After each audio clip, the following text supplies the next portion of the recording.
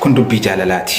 Dubbii jaalalaa keessatti har'a qabadhee kan isiniif dhiyaadhe xalayaa banaa haati warraa abbaa warraa ishii gatee deemeef marartuu fi miidhaan inni miidhee keessatti barreessiteedha. Viidiyoo kana hanga dhumaatitti ilaalaa. YouTube ko subscribe godhaa. Achumaanis yaada fi qeequmsa qabdan isinirraa keessummeessuuf ani qophiidha. Gara qophichaatti isin dabarsa. Sifaageetu xalayaan koo abbaa manaa koo kan onnee koo madeessiteef yaa jaakoo onnee jaalalaa ati madeessitee fi sammuu koo kan ati miitee hirriba na dhoorke. Gubaan ati ijoollummaan natti qabsiiftee garaa koo keessaa aara. Jaakoo hiriyyaa koo kan ijoollummaa kan jaalala irratti bare abbaa manaa koo nagayatti siin jedhee jira. Garuu gaarii siif haa ta'u hamtuu kee hin fedhu abbaa ilmii koo waan taateef ati jireenya koo dukkaneessitee ani jireenya kee akka dukkanaa'u hin fedhu. Garuu hojii kee rabbiin siif haa kafalu. Badii tokko malee wanta meeqa na gowwoomsitee takkaasiin addaan baa jedhee yaadee hin beeku. Akkuma nama kamuu jireenya koo si waliin fooyyeffadha jedhee biyyaa si biraa deeme gaafa na geggeessitu imimmaan koo morma keetirra dhangalaasaa si biraa deeme. Jaakoo waan waliin jenne maaf irraanfattee? Anis deemee jireenya fooyyeffannee waliin jiraanna. Ilmaan keenya guddisnee barsiifnee galmaan gaannaadhaa kaayyoon keenya jalqabaa waliin mari'anne. Ati garuu garaa jabaattee osoo ani biyya ormaatti sii fi ijoollee keenyaaf sa'aa 24 dhaabadhu na darbite. Namni yoo biyyaa ba'u kaayyoo fi malee jireenya biyya ormaa jaalatee miti. Ani akkuma waliin haasofnetti dalagadhee mana jireenyas ijaaree garuu maal godhure manni jaalala hin qabne keessi isaa dukkana. Mana keenya haaraa dukkaneessite waysihi. Jaakoo bar jireenyi qofti garaana nyaatu ijoollee teenya firii jaalalaa kan ganamaa qilleensa seensifte. Ati badii tokko malee osoo an si miidhin osoo waliin loliin na miite. Erga bultii haarawaa eegaltee ana erga gatte ilma kee maaliif irraanfatte? Anis akkuma kee jireenya haarawaa nama eegaluu danda'u. Garuu jaalala siif qabuu fi ilma ati narratti gatte ani garaan koo akka kee nagatuu didee haadhas ta'ee abbas ta'ee guddisaa jira. Ergasiin addaan bahee waggaa 9 lakkoofsisee jira. Ati garuu waggaa 9 kana keessatti fuutee ilma horaa jirta. Ani garuu jireenya haarawaa eegaluuf nikaha keetu ofirraa buusuun natti ulfaate. Amma garuu abdii kutadhee jira. Sababa keetirraa kan ka'e sammuun koo akka jaalala namaa hin amanne na goote. Ammaan booda akka nama hin jaalanne amansiisee jira. Jireenyi koo kophummaa akkuma itti fufetti jira. Jaakoo bar badii qabaadhee osoo na darbite badii tiyyatti gaabba. Maal godhure osoo humaa hin beekin na darbite. Jaakoo ani jireenya kophummaa baree jira.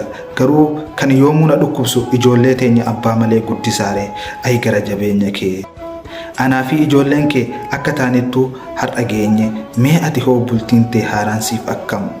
Dhumarratti walalootana si affeereera. Imimmaan jaalalaa ani sitti roobsee naana isiin jedhee ija too boochisee maali hammeenya akkanaa kan garaa si jabeesse? Paaphayaani beeytaa isa sirra jabaa qalbii too deebisee ani sirraa qaba ani si eebbise siif haa baasu jabaa. Kan ergameef abbaa warraa koo ganamaa Sumaalilaandiyaatti argamuuf kan erge ani jaatee jalqabaa carraa jireenyatiif Dubaayitti argamuudha.